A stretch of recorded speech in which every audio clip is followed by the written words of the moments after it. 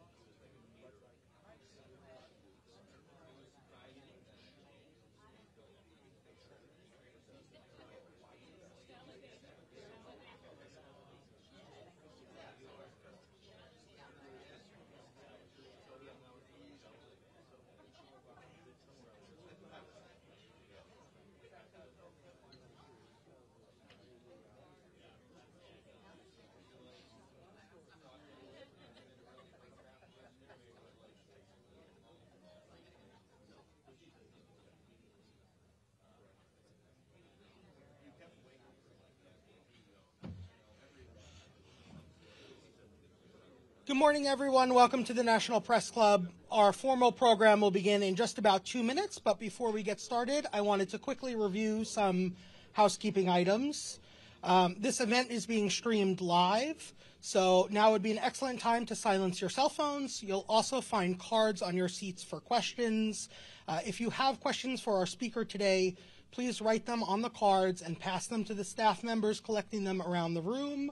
I will ask as many questions as time permits, but I can't ask what I can't read, so please make sure you print legibly. Thanks again. We'll get started in just about a minute.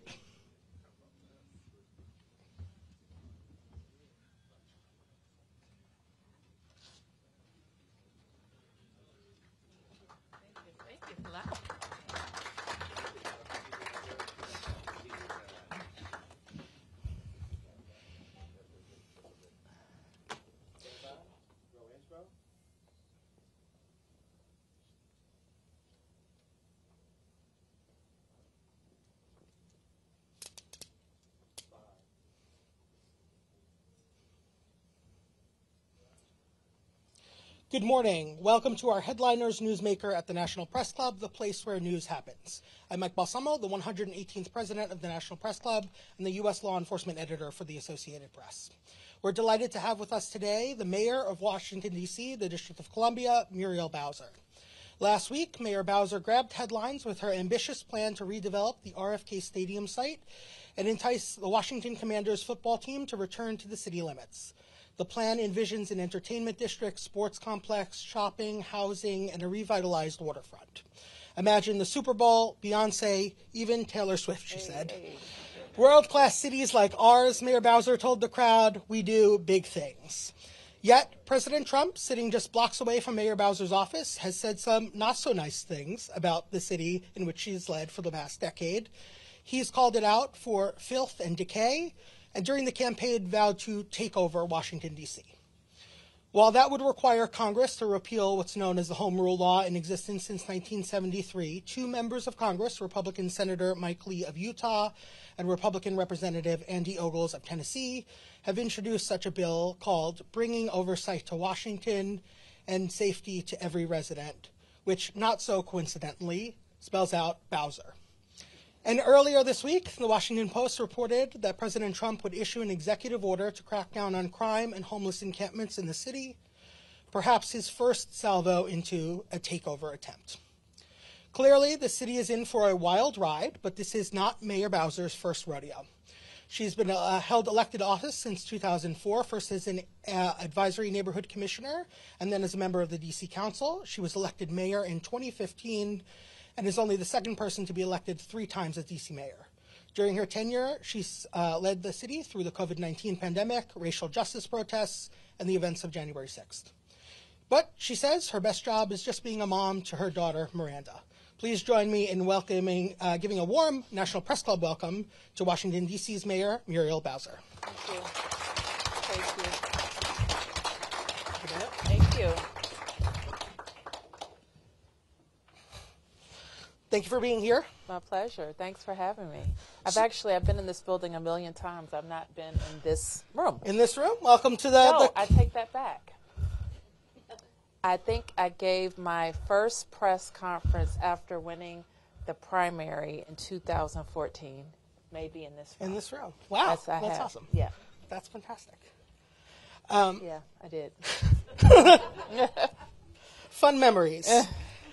So I wanted to start by talking a little bit about home rule. So D.C. has had home rule since 1973 and fought hard to win it. As I mentioned in the introduction, President Trump mentioned many times, including this week, that he wants to take over Washington, D.C. Can you talk a little bit about, why home rule is important to D.C. and what's the case for keeping home rule?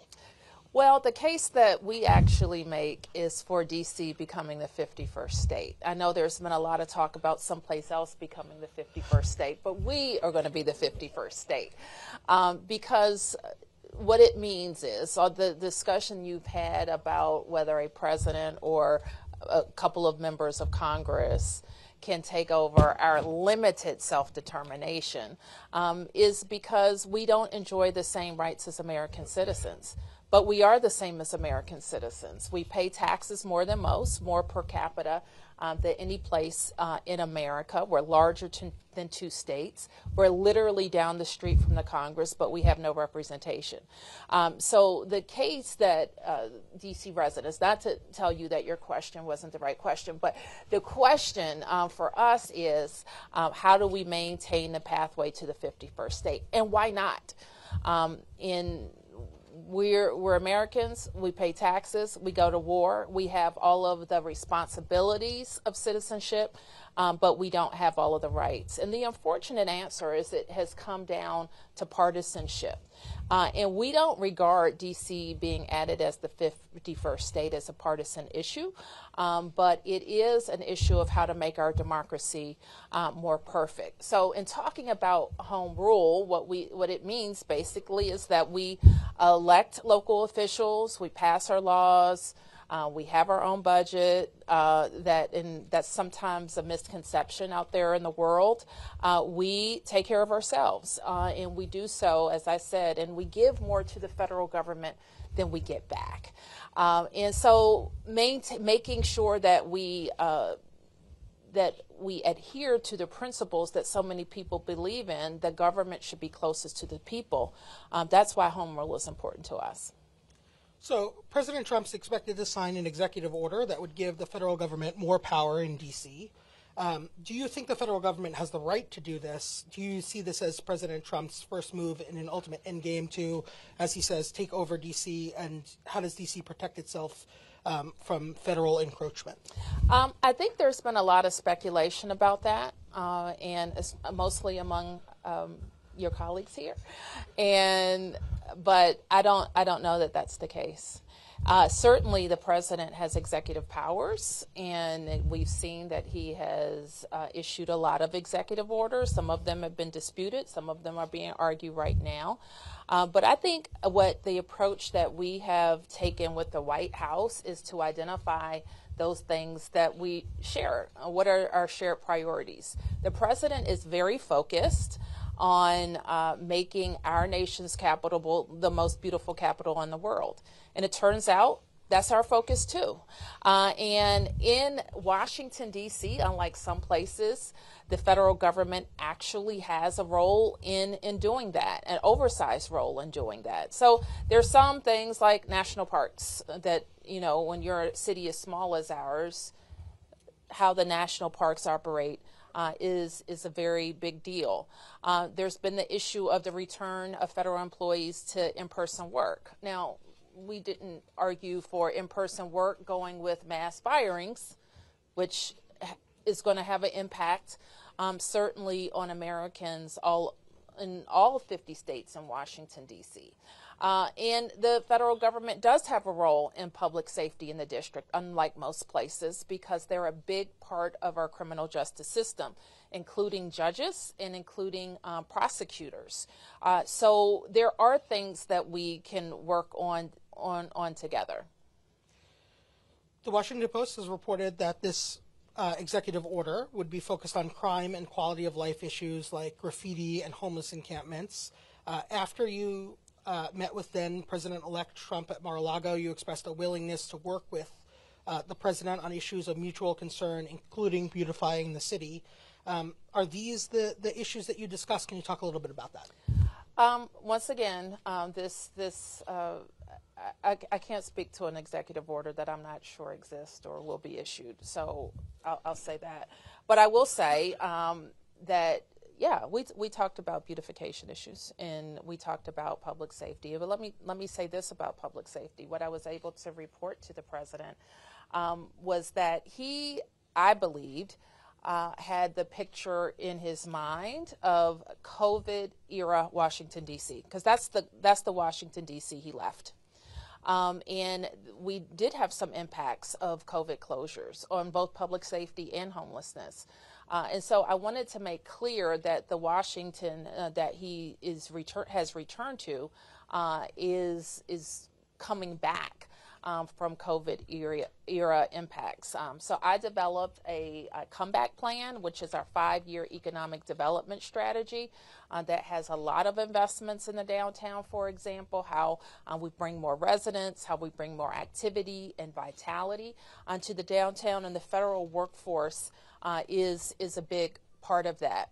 I've always believed that President Trump viewed Washington from the eyes of a developer, and that was kind of how we approached him in his first term. It turns out that he didn't get that involved in real estate, but I think they're more interested in that in this turn. So we are looking for ways that investments can be made in our national parks and in underutilized federal buildings with the government as well. I want to ask you a little bit about the federal workforce in just a second here, but as you know, we take questions from the audience. So, national field producer for Fox News, James Levinson, sent in the following question. In the president's comments on taking over D.C. government, he cited issues with crime and corruption as his argument of why he needs to step in. Just yesterday, there was a bribery indictment of a former deputy director of ONSE. The D.C. Council also expelled Trayon White on bribery accusations weeks ago. Are you worried that there's an underlying corruption problem in certain parts of the D.C. government? I'm not, and this is why I say that. Our system worked the way it was supposed to in both of the cases that you mentioned.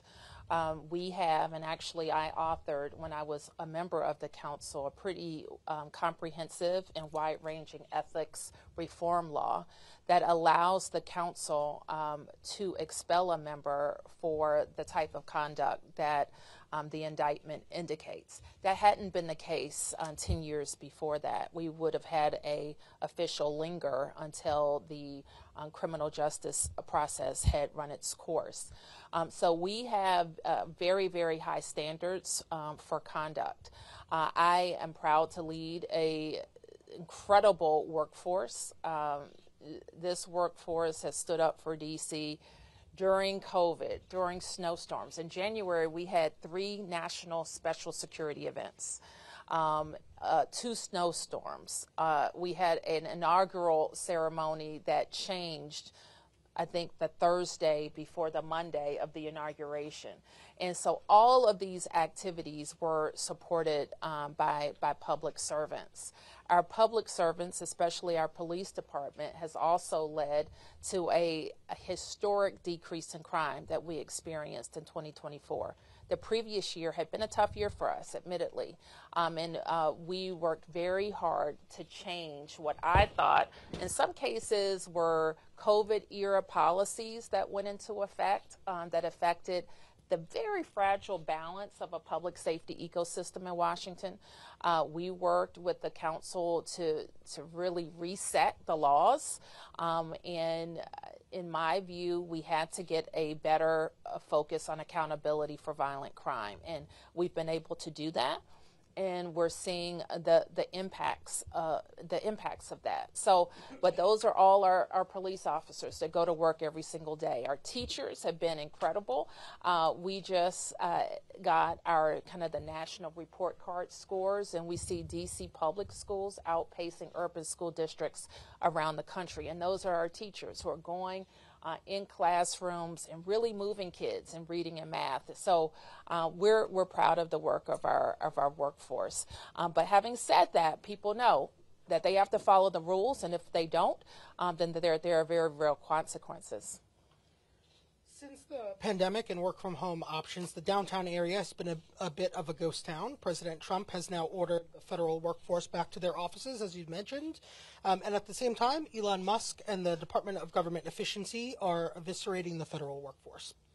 What do you see as the impact of these 2 dueling orders? And what has President Trump told you about his federal workforce plans? And then to follow up on that, do you have any plans for a sort of revitalization of downtown D.C.? Yes. So the president and I are, I think, simpatico on the return to the office.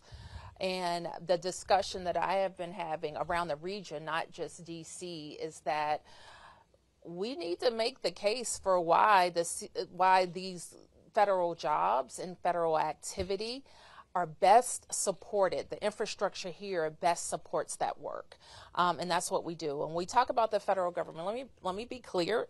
Not all federal workers are in Washington, D.C. They're all over the country. I think you've heard some of the stories even about national parks workers and CDC workers. And so these are federal workers all across the country. I think we have in this region close to 400,000 federal workers. Is that right? We have one. No, close to 600,000 federal workers. And about a third of those, or a little bit more than a third, are located in Washington, D.C. About 70,000 of them are D.C. residents of our 703,000 people. So it's a huge impact to have people's jobs affected. And so our really focus is on making sure we're being supportive of our residents and calling on the government to not use a chainsaw, but figure out which jobs we need and which jobs we don't. And that can be done in a orderly way and in a humane way. Let me just follow up on that question quickly with another question from the audience here. Associated Press reporter Ashraf Khalil sends in the following question. What do you expect the economic impact to be on the D.C. region for the, as you mentioned, thousands of federal workers who are losing their jobs right now in terms of things like unemployment rates, the job market, the healthcare marketplace, and when do you think that wave will hit the system, and are you prepared for it? Well, it's beginning to hit the system, and I expect probably next week to start talking to our community in a comprehensive way about what we see the impacts as. So far, I think what we've seen hit our unemployment system is expected when there is a change of administration, especially when it's a different party. So that's what we're seeing right now. But we know that over the next months, more and more people will be impacted. Now, the thing that we will need the White House and the President's cabinet is to work with all of us about how unemployment, with the separations that they're making, will work for government workers. I want to pivot. I want to ask a little bit about crime in D.C. The D.C. Police Union has said that the force is staffed at dangerously low levels, the lowest number, they say, in 50 years.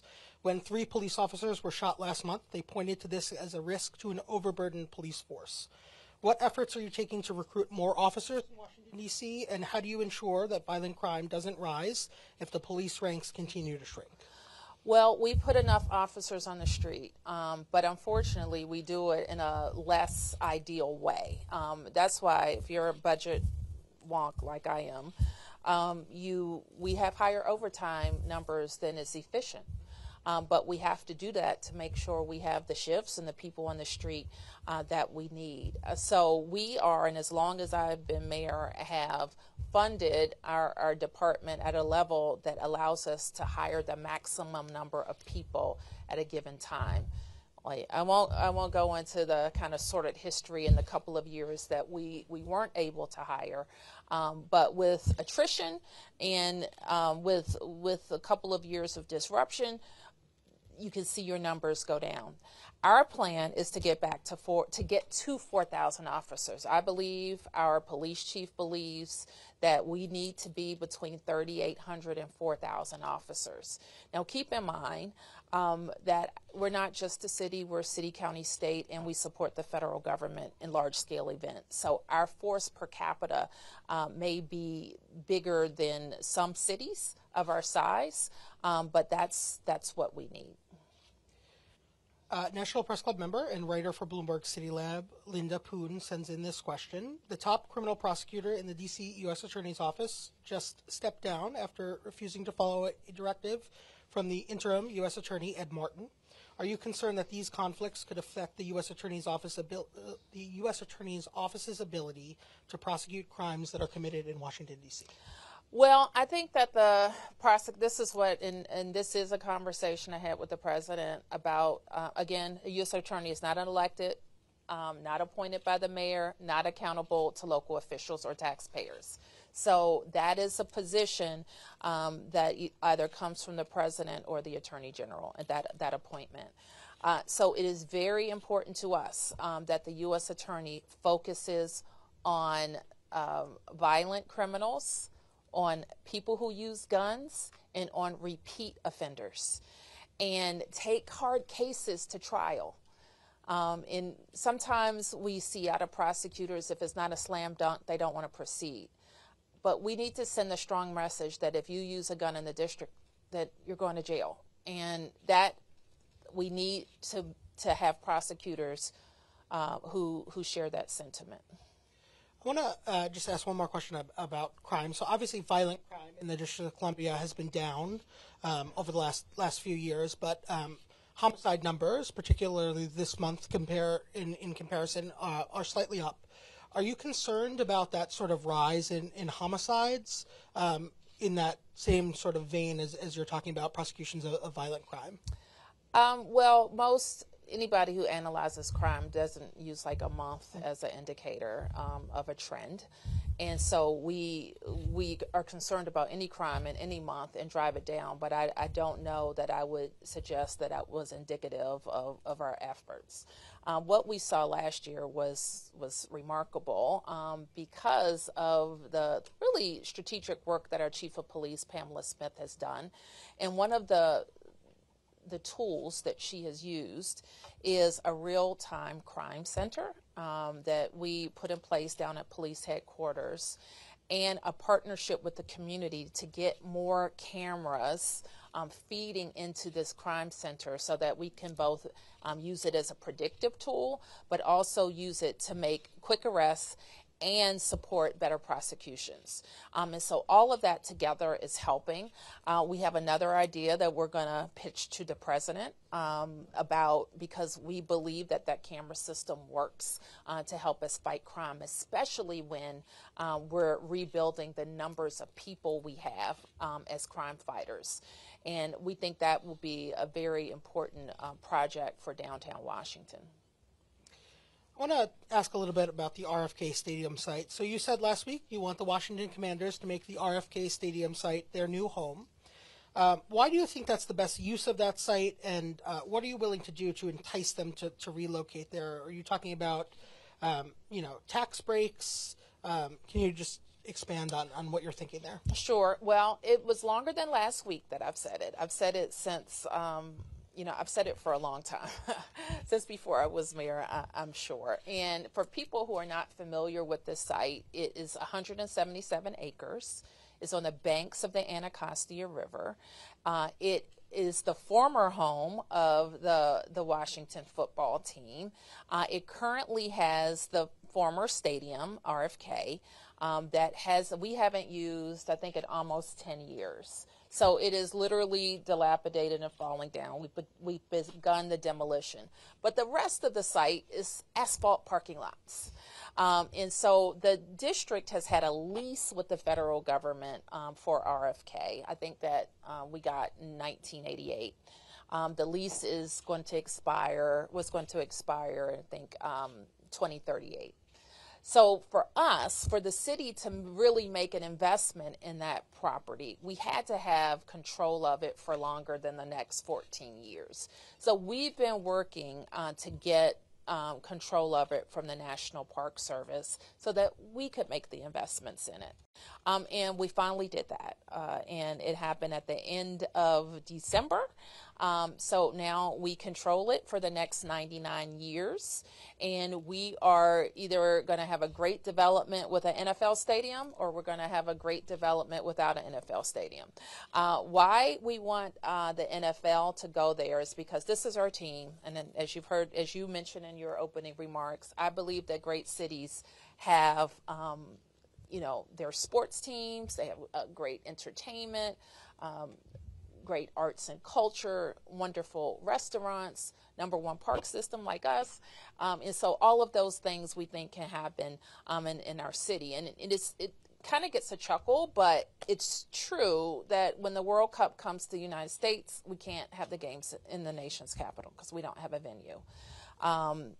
And we could have NCAA, the Super Bowl, of course, and lots of entertainment events that bring revenue to the city. For us, hospitality and sports and entertainment are not just fun and games.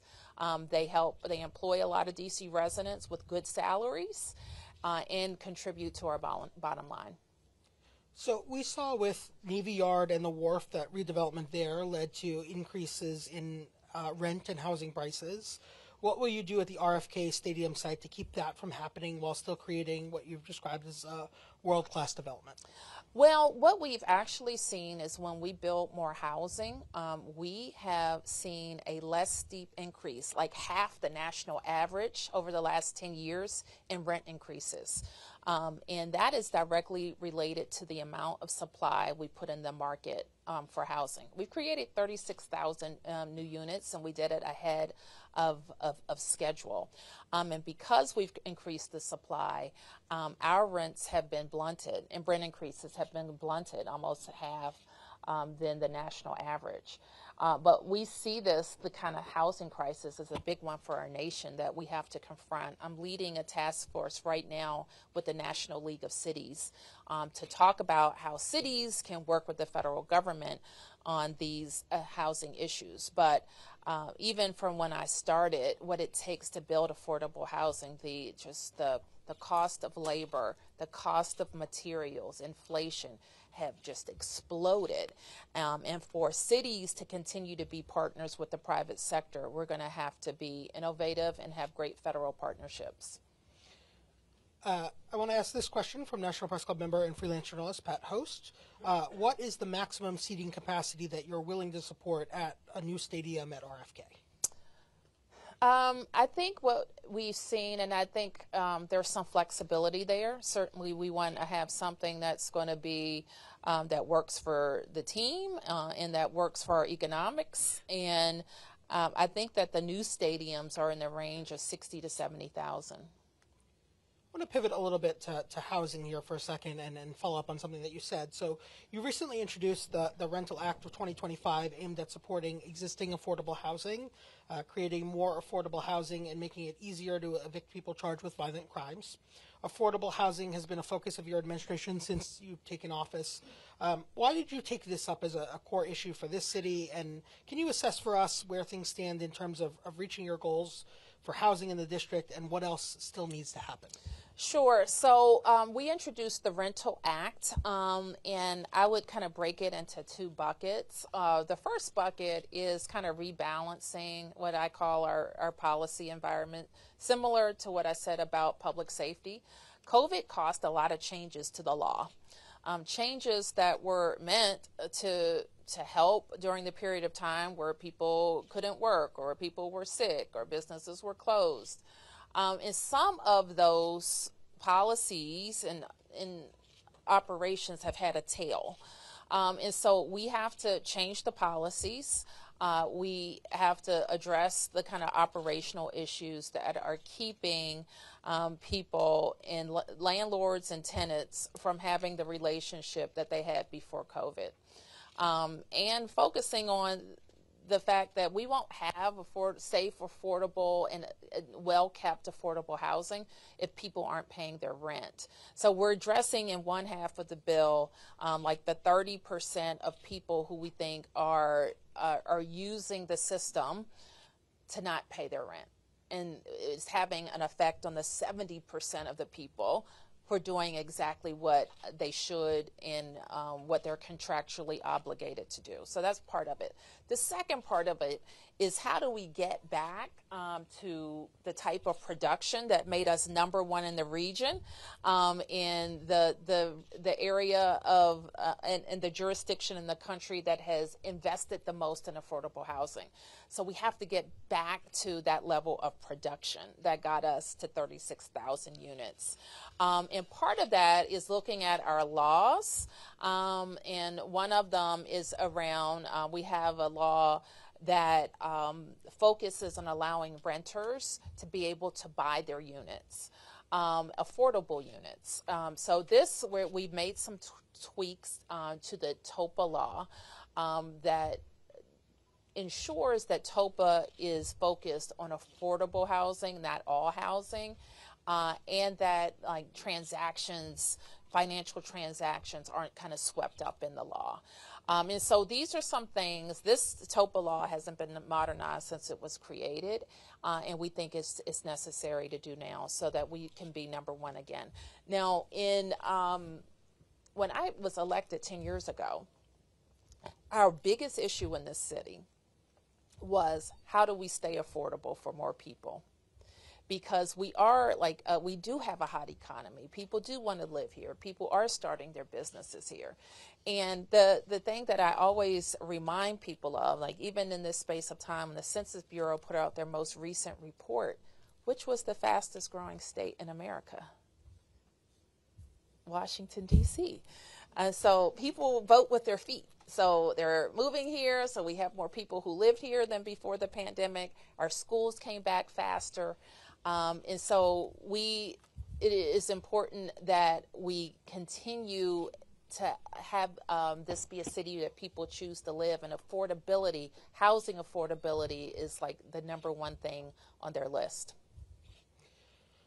I want to ask you a little bit more about your partnership with the National League of Cities that you announced, a new advisory group, as you mentioned, America's Housing Comeback. Can you talk a little bit more about the aim of that group and then what prompted its formation? Well, part of it is, and I've done a task force with the League of Cities before, and the League of Cities is a bipartisan group, and it's made up of executive officials like me, but also members of legislators, appointed officials, and from cities and towns of all sizes. And so what I find really interesting is that no matter where you're from in America, there's some kind of housing issue in your town. And so having the league that has the staff and the resources to make our case to federal lawmakers is hugely important.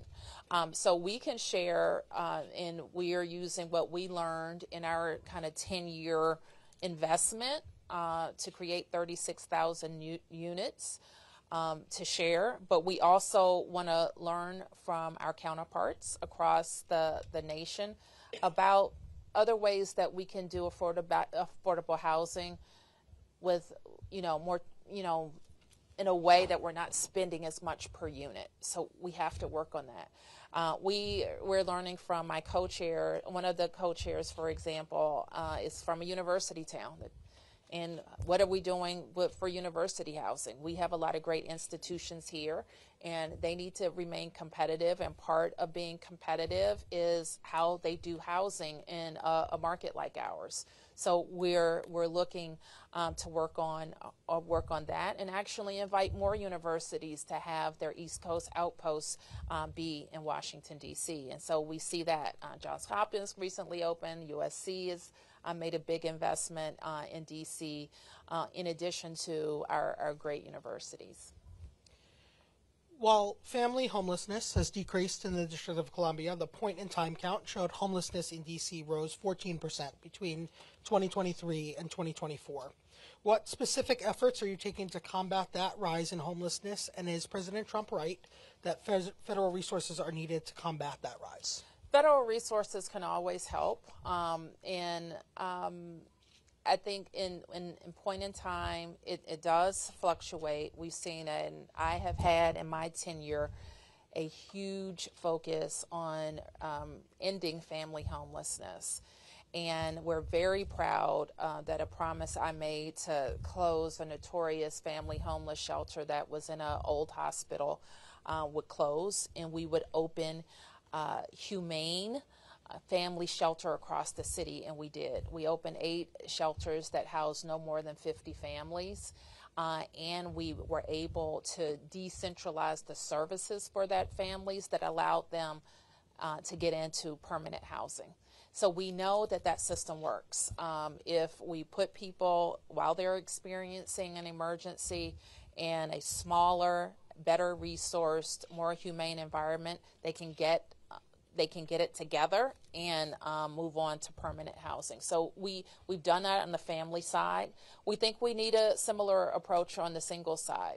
Now, what can the federal government do? First of all, a lot of people that you see on the street we have shelter. Unlike a lot of cities, we have shelter. So anybody that's on the street and has a shelter bed if they want it. And so we have invested in that system, and we want to continue to invest in that system to get off the street. Here's where the president, we don't think is right, is that the number of people on the street is not vast. It just isn't. Anytime you see in a city of our size, if there's a park or there's a place where a number of tents are, it is jolting. And it's a jolting to us, and we want people to get off the street. In the same period of time that you mentioned, we cut the number of encampments and the number of tents in the city by half. And so we know the types of processes that can work to do that. What doesn't usually work is kind of a mass just displacement of people, because guess what? They just go someplace else down the street.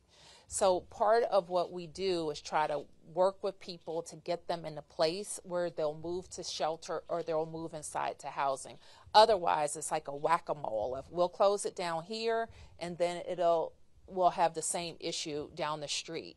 So yes, we have to work with it urgently, but we also have to be smart so we're not just displacing or moving around a problem. Here's another place that the federal government can help with federal housing vouchers, especially for veterans. And we've had a program like this before. And with federal housing vouchers for veterans that come with services, we can almost get any veteran into housing. And I think that's in line with the administration's goals. I want to pivot a little bit and ask this question from a National Press Club member and National Journal editor, Kirk Bato.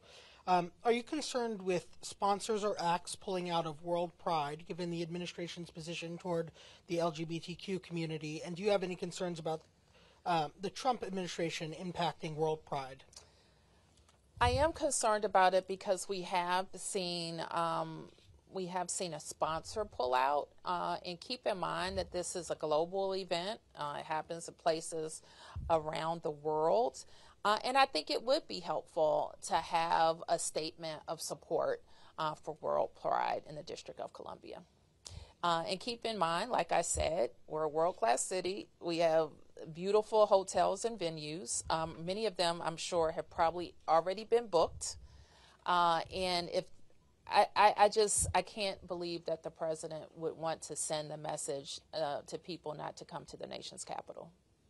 Let me ask a little bit about Cedar Hill Hospital. So can you give us a status update on Cedar Hill, and what's the timeline? Cedar Hill is a hospital that I committed to create 10 years ago to make sure we had a world-class hospital that was on the east side of the city.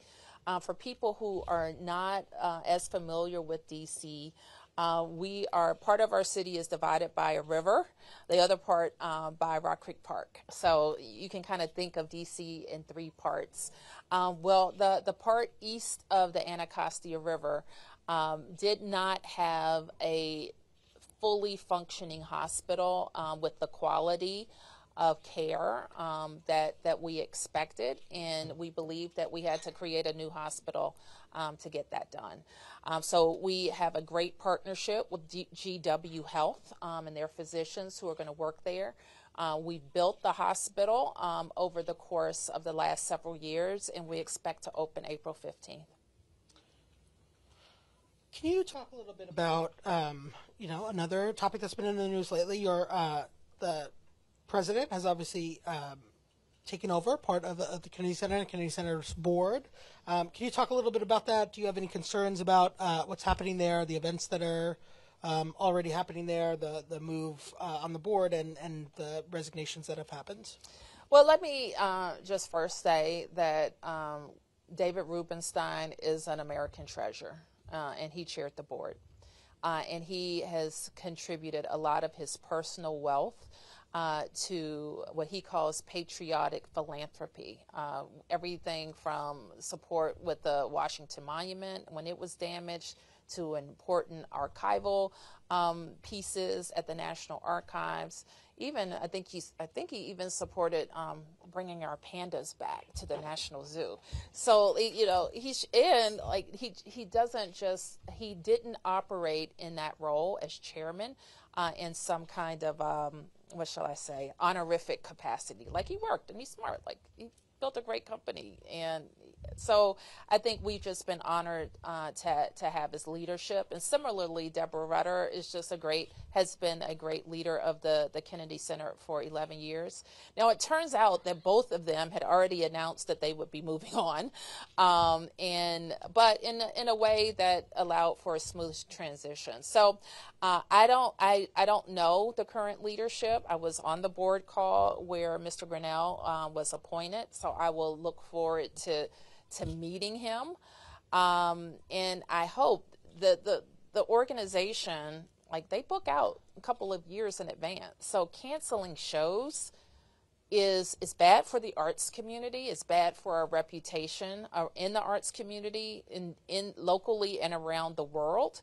But it's also bad for business. And like I said, people come to it's a local institution, but it's America's Arts Center. So people come from around the country to see shows. And so I don't know how we benefit at all from canceling shows and affecting economic development. So when you say you want to have a beautiful capital like we do, you can't also undercut the ways that we have a beautiful capital. And so we have to support the arts. So people probably don't realize this about DC, but we have the second highest number of theater seats in America, only second to New York. So we have a very active art scene here where we have wonderful productions and wonderful productions that are for everyone. I want to ask a couple more local questions here. So one from the audience: the housing voucher system is deeply troubled. Support for new tenants is severely lacking, and landlords are taking financial advantage of this program. What is being done, or what will you do about it? Well, I don't know if I would agree with everything that was said in that question, but I will say this, is that we have created intermediate step. We had our council funded a couple years ago just a big number of vouchers, and our charge was to get them out quickly. And we worked on a program that we believe would work. But I think what we need is what we discovered, that is we can't take a person who was living on the street and just put them in a unit even with support. People are struggling. So we bought recently, and this is our strategy, to look across the city, but especially in places where we know we can get people to come inside. That is almost like dormitory housing, but it's shelter housing, but it is that step between being homeless and unhoused and maybe on the street and going into permanent housing. And so we believe that that's the strategy to work, a bridge housing, if you will. And that's how we want to use our vouchers. Let me ask another local question here. This one comes to us from National Press Club member and freelance journalist Pat Host. Ronnie Clark was killed on Christmas Eve in Northeast D.C. when a driver hit him and fled the scene on foot, leaving Clark trapped under the car. 2 months later, there have been no arrests by MPD. Clark died at the scene. Why hasn't there been more of an effort by your office in particular or MPD to get community help to bring this killer to justice? I will. Let me look into that. I'll take that as a note to look into. Certainly, our police are very aggressive about investigating traffic incidents just as much as any other violent crime. So I'll need to be updated on that. Sure. And before I ask our final question here, let me take a moment to thank the Headliners team leader, Jen Judson, Headliners team member and past National Press Club president, Donna Lanwan-Leger, and club executive director, Didier Saji. And finally, thank you to our audience. I hope you'll join us on Friday, March 28th for Career Day at the National Press Club. If you're looking for your next journalism or communications job, you'll have the opportunity to meet recruiters, get training, and update your headshot and more. It's also my honor to present our guest with the coveted National Press Club mug. Thank you. Thank you. I hope you use it all the time. We'll close with a final question here. Two, actually, final questions here, if you don't mind. You ask really fast. Yeah, so, yeah. We've been knocking through them here. We've got a lot of questions in. I'm very experienced at this. Will D.C. take the Trump administration to court over executive actions or anything else? And how much do you expect the GOP Congress to be involved in blocking bills through the D.C. Council? Well, I think if you look, I'll take the second one first. If you look back at kind of the history of congressional interference, it's almost predictable the type of issues that the Congress has interfered in. They usually are social issues that members want to make points on back at home. So we had a ban on, we continue to have a ban on locally supported abortion. We've had a ban on cannabis regulation, which is really dangerous, actually. And we've had other interference on mostly social issues. The most recent issue being on public safety, and that's a longer story. But now there are a lot of bills kind of moving in the Congress that we're focused on. And usually we can kind of beat back issues, and we work diligently on it. I'm very grateful for the partnership I have with Representative Comer out of Kentucky, who is our oversight chair. So we work across the aisle. We always have. We work behind the scenes. We work in front of cameras, but we're always working for the benefit of the district. But this goes back to the first question you asked. We're always going to experience that until we become the 51st state. It's just that simple. So we work on that. The first part of your question is that will we sue? And the bottom line is that we have an attorney general in the district, and an elected attorney general that is not in my chain of command.